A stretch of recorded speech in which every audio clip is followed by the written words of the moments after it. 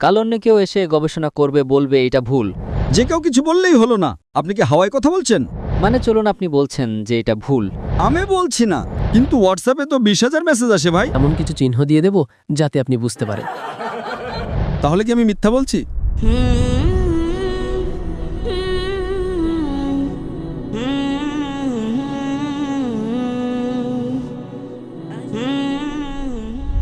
আমার নাম আদিল আমির।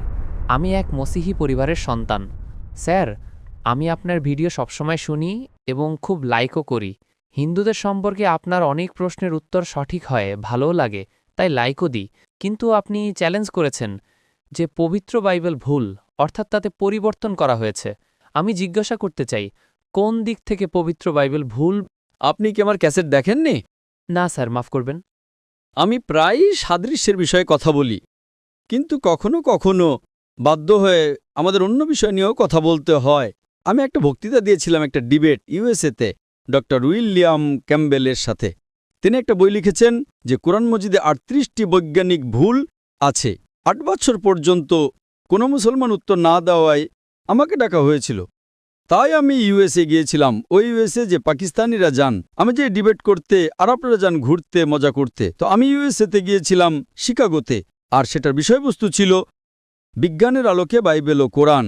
ওই বক্তৃতাটা দেখলে দেখবেন তাতে আমি অনেক ভুল বের করেছি, অনেক। আপনি নমুনা চান? আচ্ছা, আপনি যদি বাইবেলের প্রথম বই পড়েন, old testament, book of Genesis, অধ্যায় 1, তার ভিতরে শুরুতে আছে, প্রথম অধ্যায়ের ভেতরে, যে শুরুতে ঈশ্বর ছিলেন এবং ঈশ্বর আলোক সৃষ্টি করলেন। প্রথম দিনে ঈশ্বর আলোক সৃষ্টি করলেন, অর্থাৎ ঈশ্বর আলোকে সৃষ্টি করলেন প্রথম দিনে।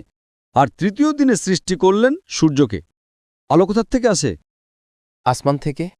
আসমান থেকে আলো আসে? এখন আসমানে আলো আছে? সূর্য থেকে আসে। সূর্য থেকে আসে। চাঁদের আলো সূর্য থেকে আসে, তাই না?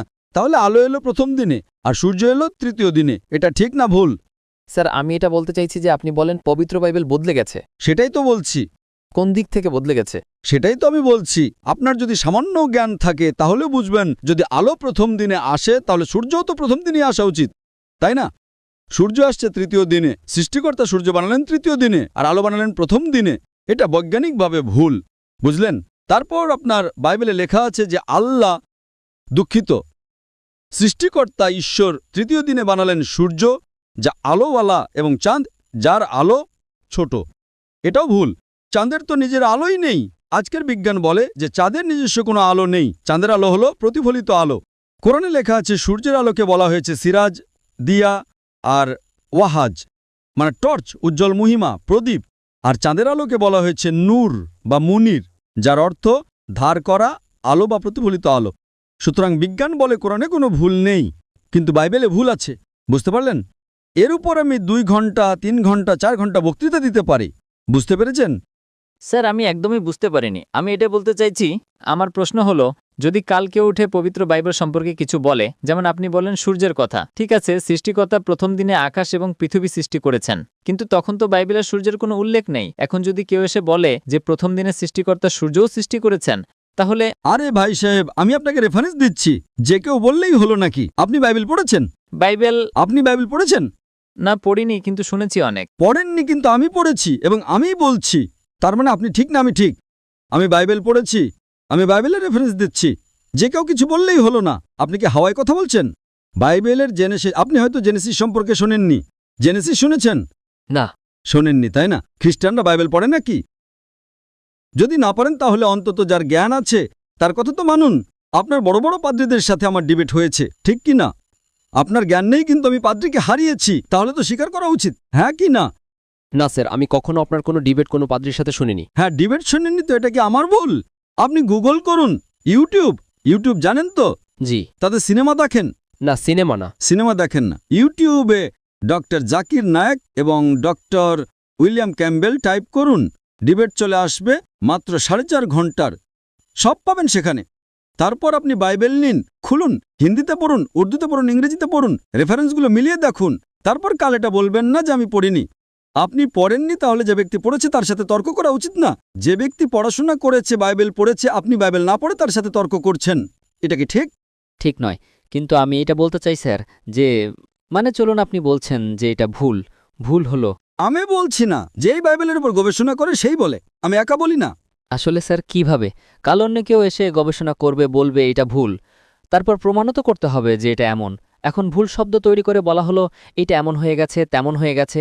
এইভাবে তো পবিত্র বাইবেল কখনো ভুল হতে পারে না। পবিত্র বাইবেল নিজের প্রশংসা নিজেই বর্ণনা করে, ও নিজেই নিজের সত্যতা বর্ণনা করে। আপনি কি বাইবেল পড়েছেন? স্যার আমাদের বড় বড় এখন আমি একজন মেডিকেল ডাক্তার, আপনি যদি বলেন অপারেশন এইভাবে করুন, তাহলে কি আমি আপনার কথা মানব?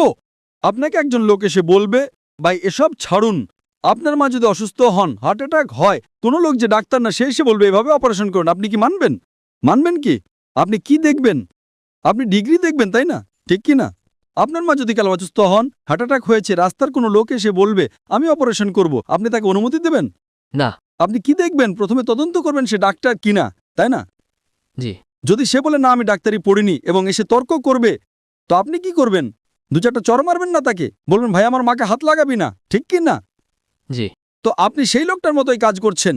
আমি পড়ছি, আমি রেফারেন্স দিচ্ছি, আপনি বলছেন পড়েননি, তারপরও তর্ক করছেন।